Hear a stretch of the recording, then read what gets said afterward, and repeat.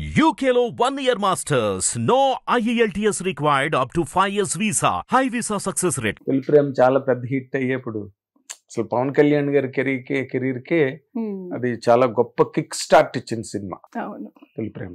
And ఈ రోజుకి కూడా అదొక కల్ట్ ఫిల్మ్ లాగా ఉన్నది ఈ రోజు వరకు. ఇప్పటికి కూడా తొలి ప్రేమ వస్తుందంటే ఎవరు టీవీ పెట్టుకోకుండా ఉండరు. అండ్ అందరూ రిఫర్ చేసేది గొప్ప విషయం ఏంటంటే కరుణాకరన్నే మళ్ళీ అలాంటి సినిమా తీలిపోయాడు. కరెక్ట్. అదే ఆ సినిమా గొప్పతనం. ఆ తర్వాత పిల్ల నచ్చిందిలో చేసినట్టున్నారు శ్రీకాంత్ తో. ఆ రెండు చేసిన తర్వాత గ్యాప్ తీసుకున్నా. తొలి ప్రేమ చేసిన తర్వాత పిల్ల నచ్చింది చేశాను. ఆ మధ్య గ్యాప్ లో కన్నడ ఫిలిం హీరోయిన్ గా చేశాను ఆహా అని చెప్పి. సో ఇంకా ఆహా చేసి హీరోయిన్ గా చేసిన తర్వాత పిల్ల నచ్చింది అప్పటికి ముందే కమిట్ అయి ఉన్నాను అనమాట, చేస్తాను అని చెప్పి. సో అది కమిట్ అయి చేసిన తర్వాత గ్యాప్ తీసుకుని రవితేజ గారి మూవీ తోటి హీరోయిన్ గా మళ్ళీ ఇలా వచ్చాను. కంబ్యాక్ తీసుకున్నారు. Very nice. ఎందుకు అంత గ్యాప్ ఎలా వచ్చిందండి?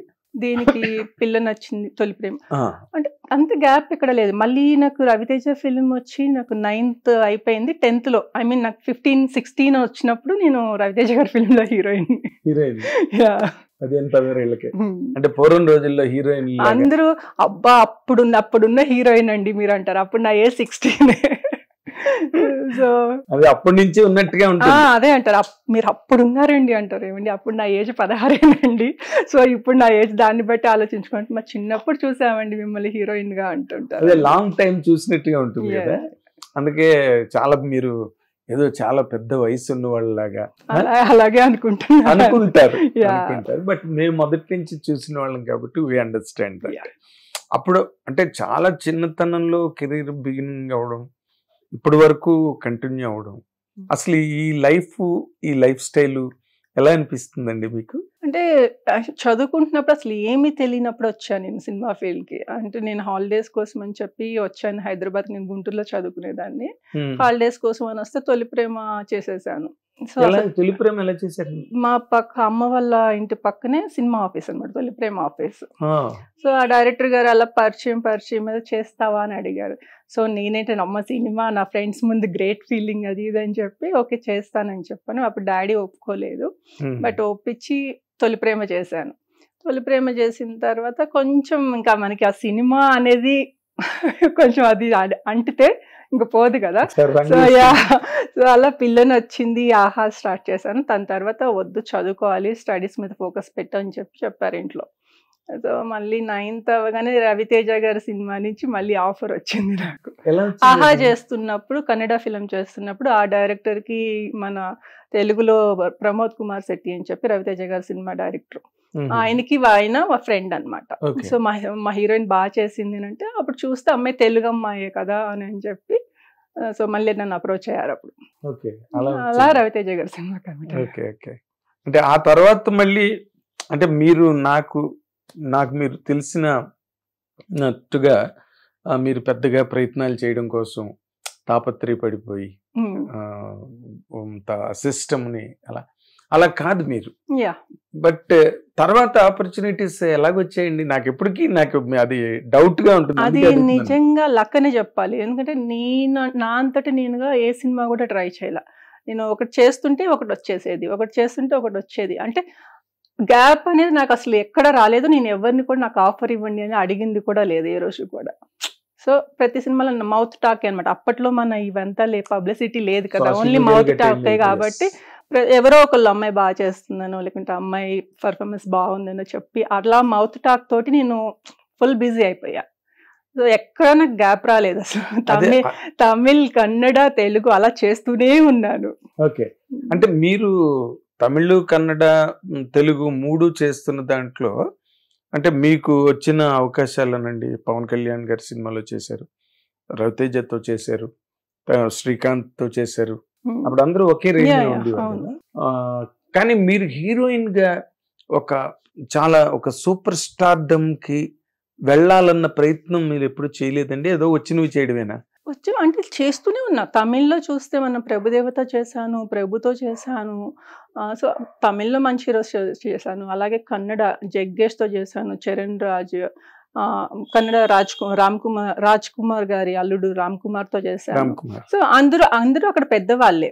ఇక్కడ మనకి సుమన్ గారితో ఆ టైంలో ఉంది సుమన్ గారు వీళ్ళు కదా, ఆ టైంలో సుమన్ గారు అంటే మీడియం సినిమాలన్నీ మీడియం రేంజ్ సబ్ ప్రొడ్యూసర్స్ కి సపోర్ట్ గా ఉండే హీరోయిన్ అని చెప్పి నన్ను చిన్న సినిమాలన్నిటికీ నన్ను ఫిక్స్ చేసేసారు హీరోయిన్ గా. సో నాగార్జున గారి ఫిల్మ్ ఒకటి వచ్చింది చంద్రలేఖ, ఆ టైంలో నాకు పి వాసు గారి డైరెక్షన్ లో సినిమా కన్ఫర్మ్ అయ్యి దానికి దీనికి క్లాష్ వచ్చి సో తెలుగులో చంద్రలేఖ మిస్ అయింది అనమాట. లేకుంటే అలా పెద్ద బ్యానర్స్ లో వెళ్ళేదాన్నేమో. బట్ అందరికి చాలా సపోర్టివ్ హీరోయిన్, మన సినిమాలకి బడ్జెట్ లో వస్తారు, బాగా చేస్తారు అనేది ఆ పేరైతే సంపాదించుకున్నా. అదే అంటే రెమ్యునరేషన్స్ ఎక్కువగా డిమాండ్ చేసేదాన్ని. ఎందుకు చేయలేదండి?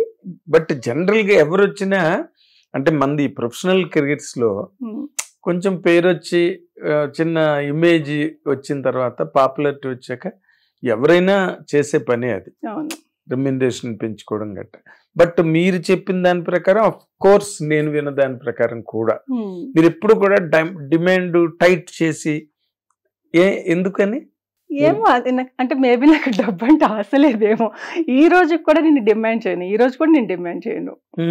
మా ప్రొడ్యూసర్స్ అమ్మా ఇది చిన్న సినిమా అన్నారు అనుకో, సర్లే చేసేద్దాం అంటారు. అలాగే పెద్ద సినిమాకి వెళ్తే ఓకే వాళ్ళ బడ్జెట్ లో వాళ్ళు వెళ్తాం కాబట్టి, ఇప్పుడు చిన్న ప్రొడ్యూసర్ వచ్చేది చిన్న సినిమా మేడం ప్లీజ్ కొంచెం సపోర్ట్ చేయండి అని అడిగితే ఓకేలే ఏముంది మనం ఒక రోజు చేస్తే వాళ్ళకి హెల్ప్ చేసిన వాళ్ళం అవుతాం కదా, వాళ్ళ ఫిల్మ్ లో బాగుంటుంది కదా, పెద్ద కాస్ట్ ఉందంటే వాళ్ళకి కూడా ఒక బాగుంటుంది అని చెప్పి ఓకే అంట.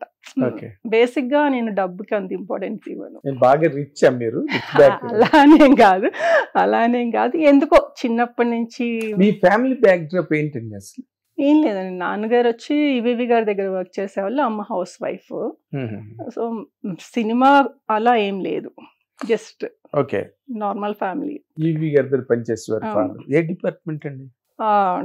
నాన్నగారికి పర్సనల్, ఈవీవి గారికి పర్సనల్ గా ఉండేవాళ్ళు.